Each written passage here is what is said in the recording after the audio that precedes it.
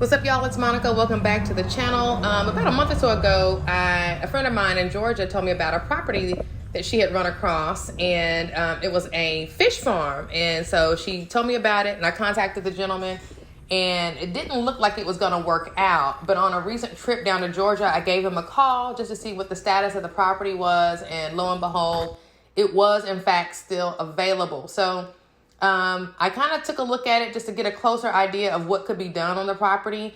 He did tell me when we spoke about a month ago that a big chunk of it had been taken via eminent domain. There's a school nearby, and they basically just took a chunk of his land for the construction of that school. So that was several years ago.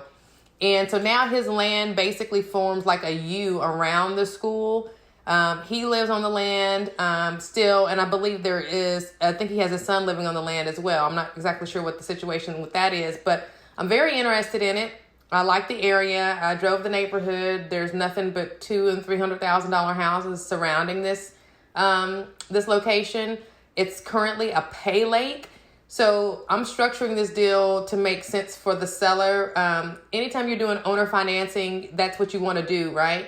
And this is exactly what I would do. I would approach this deal from an owner financing situation, give the owner the cash that they needed in their hand to make them feel comfortable doing the deal, and, to give me enough wiggle room to come in here and figure out what exactly it is I'm going to be doing with the property. But the first thing I needed to do was just to kind of walk around and figure out what was what. Like, he told me he had a bait shop on the property, and I'm not sure if this trailer is a residential situation or I'm not sure what's going on there. But I know that he didn't have a whole lot, of like financial records. Like, this is basically the setup. You can walk down there and fish, and you pay, to fish, and I don't even know how all that works. But anyway, I would have to come in here and revamp some things. But the land itself, I mean, it's just really nice. It's not off of a main road. It does seem to be a like, I don't know what you call it, an arterial road. I don't know if that's the right word, but anyway, people are going up and down that road, but the property is set far enough back off of the road that it doesn't bother me at all. Typically, I don't like to be off of a main road. I like to be kind of off in the cut a little bit. But this property sits back off enough that it doesn't bother me. I'm not sure. The trailer does pose some questions for me. I'm not exactly sure. I would have to do some more investigation about that. But the setup is you park and you walk down to the lake and you go fishing. And he's got these little, there were some people down there fishing, and so I didn't want to interrupt them or whatnot. But you come down here and you fish and you pay to fish, and then you go home, basically.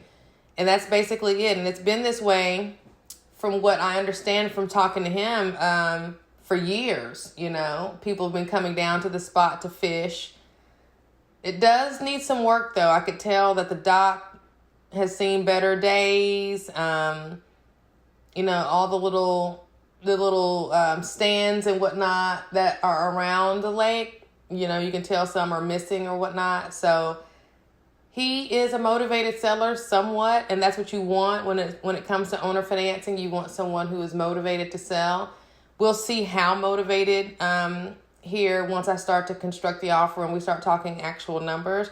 But because there aren't a lot of finances, I've got to just go with my data that I'll get from a real estate professional in the area about, what has sold recently. That's the main thing you want to look at. You want to find out exactly what has sold in the most recent, if you can, 12 months on land.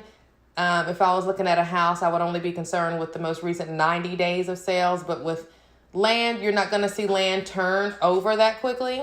So I'm going to look back at the most recent 12 months of land that is sold within the most, 5 miles, maybe even 10 miles if I got to go out 10 miles, but preferably within a 5-mile radius of this property.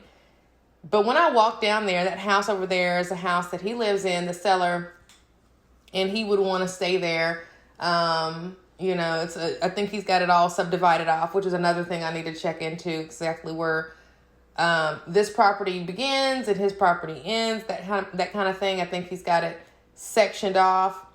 But like this little bench that was laying over there, you could just tell that, the place has seen its better days. So these are all good indications for me that I could come in here and make some improvements and make it, some easy improvements to make it something that in marketing, I can tell that this is something that is already out there. People already know about it, but right now there's just not a lot of marketing that's being done to draw people to it. We did talk about a month ago when we started this conversation, we talked about the lake being stocked with catfish and bass and brim. And he's got a supplier that brings him his fish, and it's basically super well stocked. So there's no, need to reinvent the wheel there. I'll just leave things kind of as they are with that until I can figure out, how I can grow the operation. It looks like it may just be a marketing play because it's already an established pay lake. People in the area have been coming there for generations, from what I understand. It's just a situation where the current owner is just kind of ready to retire. He's tired of having to deal with it and everything like that. So that's what you want to look for when it comes to owner financing. So I'll keep you posted as far as what ends up happening. But yeah, talk to you soon.